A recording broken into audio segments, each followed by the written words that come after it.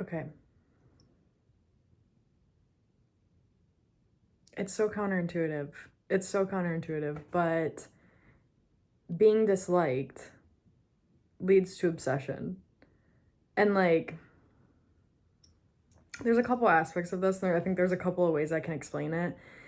Like, we can look at it from the energetic side of things, we can look at it from the psychological side of things, but I want to boil it down to kind of what I'm talking about and like how, like what I mean in terms of like a healthy way. Because like at its core, like what I mean from like a very personal standpoint is like, it's boundaries make you magnetic, you know what I mean? And like, in order for you to be magnetic, like you have to be willing to be disliked, because it's like, there's so many things. When you're a people pleaser, like that, when you're like contorting yourself to try to get approval from other people, it's inauthentic. Like the thing that is magnetizing is rawness, is authenticity, is you feeling comfortable being disliked. You know what I mean? Like I think so often like empaths or like people pleasers or whatever, like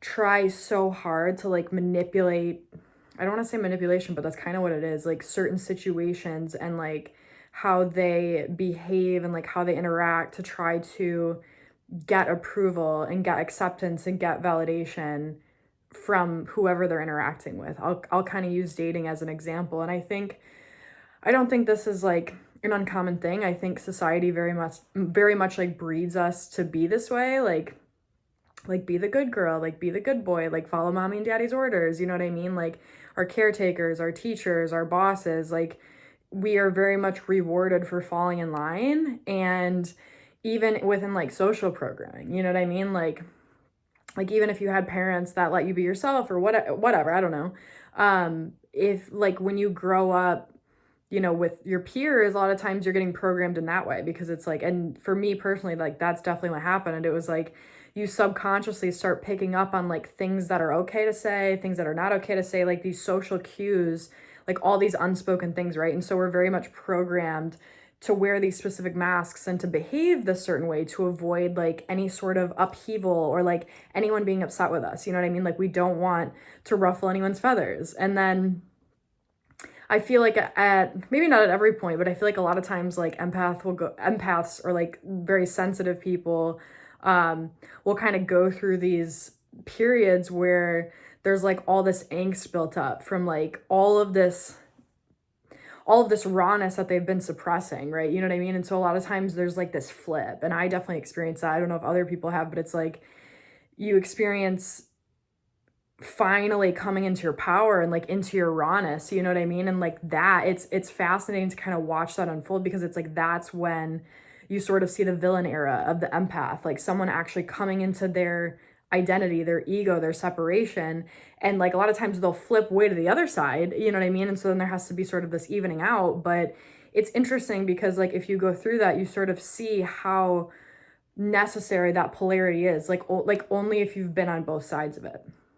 You know what I mean? And I think people talk about like the avoidant and the anxious and like the empath and the narcissist a lot, and that's fine, but like I just I don't think people fall into these categories. I don't think it's like this fixed thing. I think it's very much like a gradient. I think it's very much like a scale, and I also think that people can change over time. And I think that it does change, you know what I mean? And I think people are different in different dynamics. I think people are different at different times in different situations. Like, and I don't think this is like a common thing. I think right now in the like social conversation, it's like you're an avoidant or you're, an anxious, or you're an anxious avoid, you go into these categories, right? But it's like I think, I mean, I guess I can't speak for everyone, but I would say like for a lot of people that changes. You know what I mean? Like if you could be anxiously attached to like one person, and then with someone else you're like, well, I don't really give a shit. You know what I mean? Like you're probably avoidant in that dynamic, and they're the anxious, and like, you know what I'm saying? And like, and this it can change too. Like growing up, I was very much like the empath, the anxious, like always like in other people's energy, and always like externally focused, and like, tuning into people and very perceptive on like changes in energy or like changes in mood. And I don't know why. It was just like how I was, just like hyper tuned to other people's micro expressions. Like I just had a high level of empathy.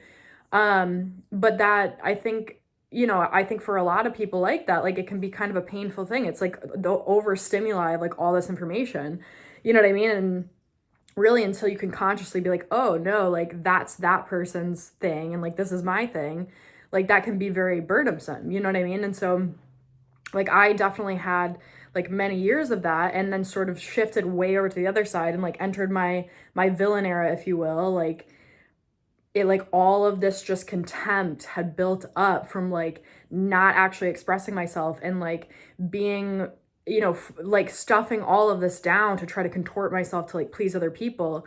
That's not sustainable, you know what I mean? And so eventually it all has to erupt. And that's what happened with me is like eventually like I got pissed, to be honest, and like there was this sort of like contempt and like angst and like edginess, and like finally I didn't even realize what was happening at the time, but like I finally stepped into my ego and like learned what separation was, and like I felt very in my body, and like I just had this sense of power that I had never had my whole entire life. And so it was interesting, like I went from the empath to the narcissist for like a good amount of time, and like I stayed there, you know what I mean? And it was sort of like there was a lot of like shadow work during that time, but in a large sense like it did give me a lot of power, you know what I mean? And so then I had to sort of heal out of that, because obviously like they both they're just like different demons, you know what I mean? It's like they're different challenges. I mean, they kind of stem from the same thing, which is like the fear of being rejected, because I think like when I was sort of in that second phase of thing, it was like just a cold-heartedness, like putting, like I learned how to set boundaries, but if you set boundaries too aggressively, you become closed and then you have walls, you know what I mean? And so it was like, so it's interesting, my evolution of things, because I kind of had to learn both of these perspectives. And I don't know if everyone has that. I feel like everyone has just different degrees of that. But it really made me understand the polarity of it and like how these dynamics work, because I've been on both sides of it. You know what I mean? I think a lot of us have to certain degrees. And so I think like, I guess the point I'm getting at is like, there's so much value in both of these things. There's so much value in your inner empath and your inner narcissist. And it's interesting because like they're trying to teach each other. Like when the empath and the narcissist come together, they attract because there's that polarity, that magnetism. They're teaching each other different things. Like the things that oppose you in your life are teaching you things that are unintegrated within yourself. So like the narcissist, the avoidant, whatever, is bad at opening up, at breaking down walls, at their energy flowing into other people's. You know what I mean? They're very much in their own energy and their own field. The empath is the opposite. They're always flowing into other people. They can't even draw the boundary between them and other people. And in some sense, it's funny because like we talk about, being on both sides of it. I think we talk about the narcissist like being the manipulative one, but I can honestly say that like in both cases, there was more of a motivation to manipulate when I was like very much empathetic and like couldn't set boundaries. And it was because my field just expanded into other people. I like other people's emotions dictated how I felt so strongly that like I had stake in the game. You know what I mean? Like I had to try to control because it influenced how I felt. It influenced my sense of safety now. You know what I mean? But when you're in your ego and you have that separation, the problem is you don't care. You know what I mean? Like you aren't influenced by others, and that's a problem too. But it's just interesting because I think that's really what it stems from, is like circling back to, the two perspectives teaching each other. It's like everyone has their own inner empath and inner narcissist. And it's like the empath has to learn boundaries, right? And then the narcissist has to learn lack of boundaries. You know what I mean? And it's a duality of life too. It's like separation versus not separation, the dark versus the light. But like both are so necessary and pivotal. And I guess that's kind of what I'm getting at, is like the empath versus the narcissist is like your ego versus your spirit. You know what I mean? And I think it's easy to be like, oh, like, spirit is like the all and the everything, which I totally agree with. Like everything ultimately stems from spirit. But like ego also stems from spirit. And kind of what I'm getting at is like, I think sometimes, this is like kind of taking another turn, but I think it all connects, which is like, sometimes I think in like the spiritual community, there's like this desire to like escape ego or like think that it's like a bad thing.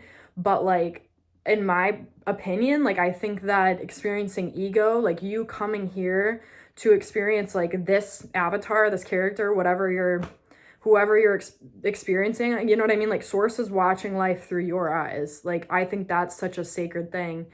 So I feel like, yes, there's traps and there's illusions when you're like operating from the ego, but like when you're looking at ego through source's eyes, through God's eyes, the ego is so necessary and beautiful, and it does a lot of things for us. And so I think like just kind of understanding like its purpose, you know what I mean? And like becoming friends with that part of yourself, I think can be really beautiful, because yes, it can hinder us in certain ways, but also like learning how to have an identity, a sense of self, a sense of separation can really keep us safe to like have a healthy, beautiful human experience. You know what I mean? So I think that's what it all comes down to, is like getting comfortable with that inner ego. And like part of that is like upsetting people. Like, and that is one of the most magnetic things you can do, is like be so raw and polarizing that like you're gonna make people unhappy. Like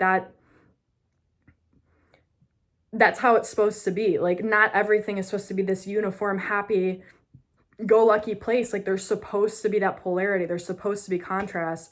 You're not supposed to vibe with everyone. Like that's exactly why you came here, you know what I mean? It's to be disruptive in the most authentic way that you can, to be raw and to show up without filter. I think that's what true confidence is. I think true confidence is just flow state. I think it's allowing the universe to move through you, to have its way with you without contorting it or stifling it based on the perceptions of others. And